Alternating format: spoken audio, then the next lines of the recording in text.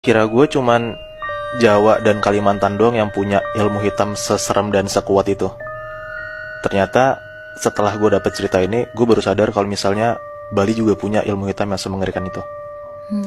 Jadi gue mau ceritain tentang ada satu keluarga yang isinya 4 orang. Ada ibu, bapak, dan 2 anak cowoknya yang umurnya sekitar 20-an tahun lah. Oke. Nah, kita sebut aja nama ibunya itu Bu Endang dan bapaknya ini Pak Ketut. Bu Endang dan Pak Ketut. Iya. Dan kedua anaknya ini kita sebut aja Putu dan Adi ya. Putu dan Adi. Iya. Oke. Putu dan Adi ini umurnya 20 tahun. Iya, 20-an tahun. Oke.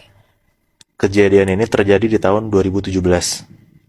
Nah, di tahun itu si Bu Endang ini tiba-tiba jatuh sakit, Bi. Nah, sakitnya tuh kayak beberapa hari gitulah. Dibawalah sama suaminya ke rumah sakit. Nah, udah sampai UGD, diurusin sama dokter segala macam, dikasih obat kan. Nah, sekitar 3-4 harian itu Bu Endang tuh masih nggak bisa bangun gitu loh. Masih tetap sakit aja. Iya. Masih tetap sakit aja kan. Sampai akhirnya satu keluarga itu sadar kalau misalnya Bu Endang ini bukan sakit biasa. Tapi ternyata Bu Endang ini kena sukik. Waduh. Sukik apa ya? Nah, sukik ini bahasa Bali yang artinya itu santet, Bi. Oh. Nah, kenapa bisa mereka mikir kayak gitu? Karena gejalanya tuh sama banget persis kayak orang lagi diguna-guna, kayak orang lagi kena sukik. Nah, jadi sukik ini ada 2 macam. Yang satu namanya keroncong polo, yang efeknya tuh bikin sakit kepala banget, kayak pengen pecah. Dan yang kedua, ada yang namanya sukik api. Nah, sukik api ini bikin orang yang kena sukik ini nih ngerasa kalau misalnya badannya tuh kebakar banget. Bu Endang tuh bilang sama suaminya, kalau misalnya tuh kepalanya pengen banget pecah, dan badannya Bu Endang tuh ngerasa kayak pengen kebakar banget. Wah anjing. Nah, Dua-duanya berarti. Iya, sama persis kan, kayak efek yang bakal kena dari 2 sukik ini. Iya, iya.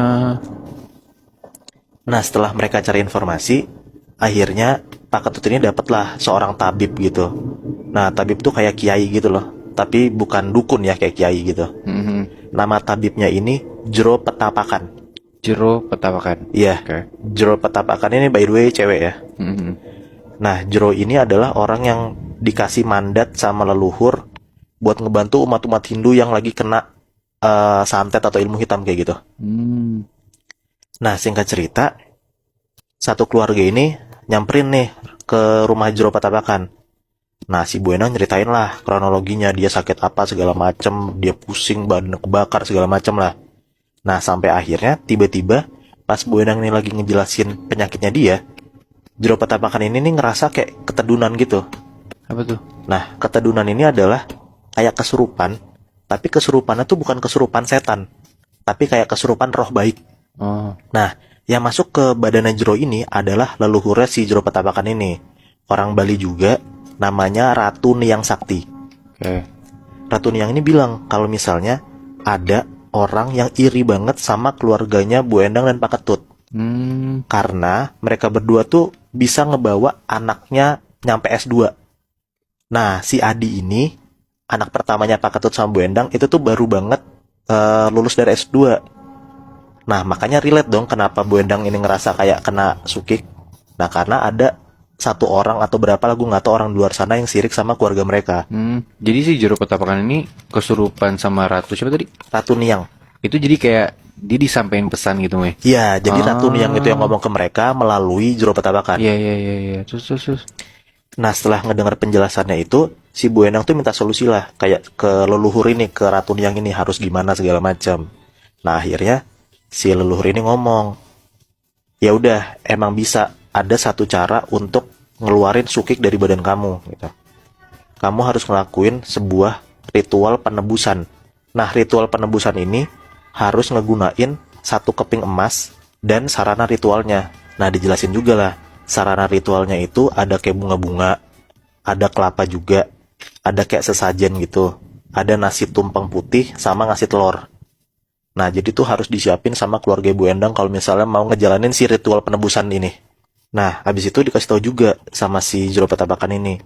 Sarana dan prasarananya udah dikasih tahu, akhirnya si Jero Petapakannya juga ngasih tahu harinya kapan untuk ngelakuin ritual ini.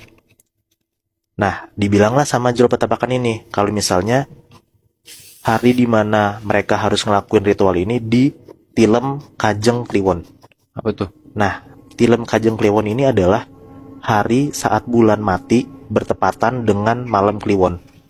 Anyway, bulan mati tuh nama lainnya bulan purnama. Oh, oke. Terus. Nah, ritualnya pun juga harus dilakuin pas jam 4 pagi. Di pantai yang gak bisa gue sebutin apa. Dan gak boleh ada orang lain selain keluarga mereka yang ngeliat ritual ini. Anjing, sejauh yang lu sebutin kayak ribet banget ya, Mue? Ribet banget, Bi. Karena Sukik ini nih jadi salah satu kayak ilmu hitam terkuat juga di Bali. Terus. Gitu. Nah, si Jero Petapakannya juga bilang kalau misalnya ritual ini harus selesai dalam hitungan 3 geburan ombak. Kebayang nggak maksud gua? Kayak gimana tuh? Jadi kalau misalnya mereka lagi ngelakuin ritual ini, tiba-tiba mereka dengar ada satu ombak kayak buar gitu, itu satu ombak. Nah, sampai ketiga kali itu harus beres Oke. ritualnya. Oke. Terus. Nah, akhirnya keluarga mereka nih kayak ngasih uang lah buat Jero Petapakan ini kan, buat ngurusin sarana prasarana ritualnya. Nah, sampai akhirnya pas mereka udah bayar ke Jero Petapakan ini ngomong, nanti ibu diem di rumah saya aja. Nah, sisanya ke pantai. Sisanya berarti? Bapaknya dan kedua anaknya Bu Endang. Oke, terus. Nah, udahlah diiyakan kan sama keluarga mereka. Singkat cerita, akhirnya tibalah nih di hari penembusan Sukik ini. Iya. Mereka OTW lah 2 motor, boncengan.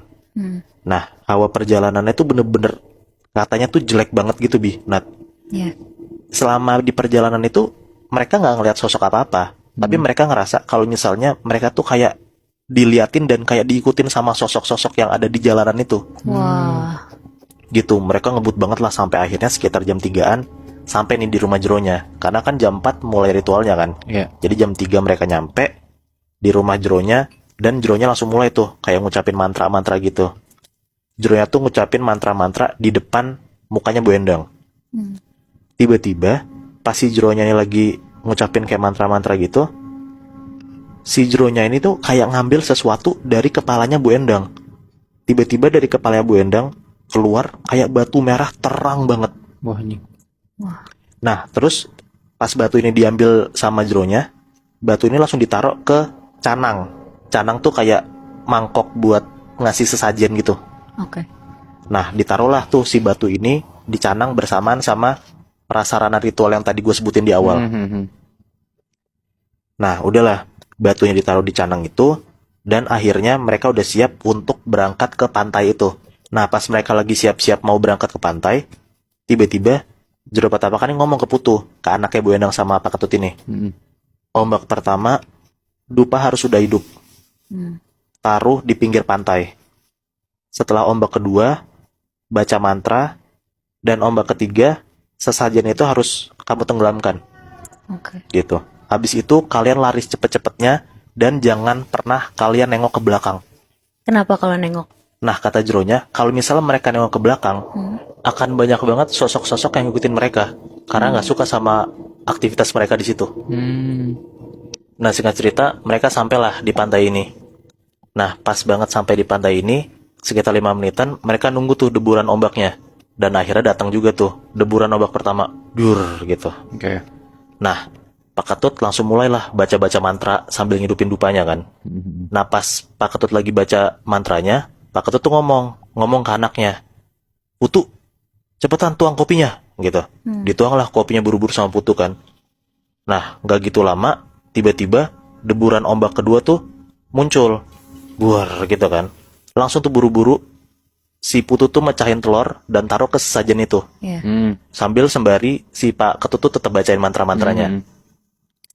Nah, gak gitu lama, deburan ombak ketiga datang, Putu tuh langsung buru-buru nyemplungin sesajen ini ke dalam lautnya. Jadi bener-bener langsung kayak dihanyutin gitu lebih. Iya. Nah, nggak pakai pikir panjang, setelah si sesajennya dihanyutin, mereka bertiga langsung lari, ngambil motornya. Nah, di sini si Putu itu nyetir boncengin bapaknya, boncengin si Pak Ketut. Nah, dan si Adi itu nyetir sendiri, jadi 2 motor gitu. Oke. Nah, ternyata pas lagi nyetir, yang dibilang sama Jero Petapakan jangan pernah nengok ke belakang, itu nggak dilakuin sama Putu. Ya. Karena pas di perjalanan, tiba-tiba si Putu tuh ngerasa kalau misalnya di belakang dia tuh kayak ada yang ngikutin gitu. Iya. Nah, seharusnya nggak usah ditengok ke belakang kan. Nah, tapi Putu itu langsung nengok ke belakang, Bi. Nah, Refleks. refleks. Pas banget si Putu tuh nengok ke belakang, Putu tuh bisa ngeliat jelas banget di belakang motornya persis ada sosok tinggi, gede, matanya merah. Itu dia lari ngejar motor mereka berdua. Wah, serem banget. Nah, di situ kan yang bisa ngeliat sosok itu cuma Putu doang kan. Iya. Putu tuh langsung refleks, teriak kenceng banget, bilang ke Adi kayak, "Di, cepetan kebutin motormu," gitu. Nah, mereka berdua tuh langsung ngebut tuh, kenceng banget biar menghindari si sosok tinggi besar ini. Nah, pas selama di jalan tuh, si Putu ngerasa udah gak ada apa-apa lah di sana. Nah, si Putu tuh udah bisa nyoba mikir positif dan mikir kalau misalnya sebentar lagi udah nyampe rumah jeronya. Iya. Nah, pas lagi perjalanan, di salah satu tikungan, ada kayak pohon beringin gede gitu, Bi. Iya. Nah, dari jauh ini, Putu ngeliat kalau misalnya di pohon beringin itu kayak ada corak-corak merah gitu loh. Si Putu ini kayak salfok gitu. Pas motor si Putu ini udah ngedeketin si pohon beringin itu, akhirnya si Putu tuh bisa ngeliat kalau ternyata corak merah itu adalah sosok yang kulitnya warna merah, tinggi gede banget, matanya bolong, dan bulunya tuh lebat banget, Bi. Nah, nah, makin Putu ngedeketin si pohon beringin itu, si Putu tuh bisa denger banget sosok ini tuh ngeluarin suara kayak Serem banget. gitu. Nah, refleks si Putu tuh langsung teriak ke bapaknya, "Pak, ada celuluk, Pak," gitu. Nah, celuluk ini tuh salah satu dari reok Bali yang dipercaya tuh sosok yang paling serem banget dan auranya tuh gelap banget. Nah, coba deh lo berdua googling celuluk. Di situ tuh lo bakal ngeliat gambar si celuluk ini, sosoknya tuh tinggi gede dan serem banget. Jadi lo bisa kebayang lah apa yang Putu lihat di pohon beringin itu. Iya. Nah, sesampai di rumah jeronya tuh langsung buru-buru nyuruh mereka sembayang. Mereka udah sembayang segala macem. Tiba-tiba pas mereka udah beres sembayang, si Putu ini cerita ke jeronya. Dia ngomong lah kayak, "Jero, di perjalanan pulang tadi, saya tuh ngeliat banyak banget sosok, Jero, yang ngikutin saya. Kenapa ya?" Gitu. Nah, si Jero ini jawab, "Saya kan udah bilang ke kamu, jangan nengok-nengok ke belakang. Nah, kalau misalnya kamu nengok ke belakang, mereka tuh pasti bakal nampakin diri. Dan yang kamu lihat itu adalah sosok-sosok yang marah karena kamu habis ngebuang barang di rumah mereka." Jadi sosok-sosok yang ngejar ataupun yang nampakin diri ke Putu itu sosok penunggu yang ada di pantai itu. Iya, Bi. Wah, anjrit. Dan ternyata, kenapa sosok-sosok penunggu yang ada di pantai itu bisa marah banget? Karena sukik itu adalah barang yang paling hina dan tidak bisa diterima di dua dunia.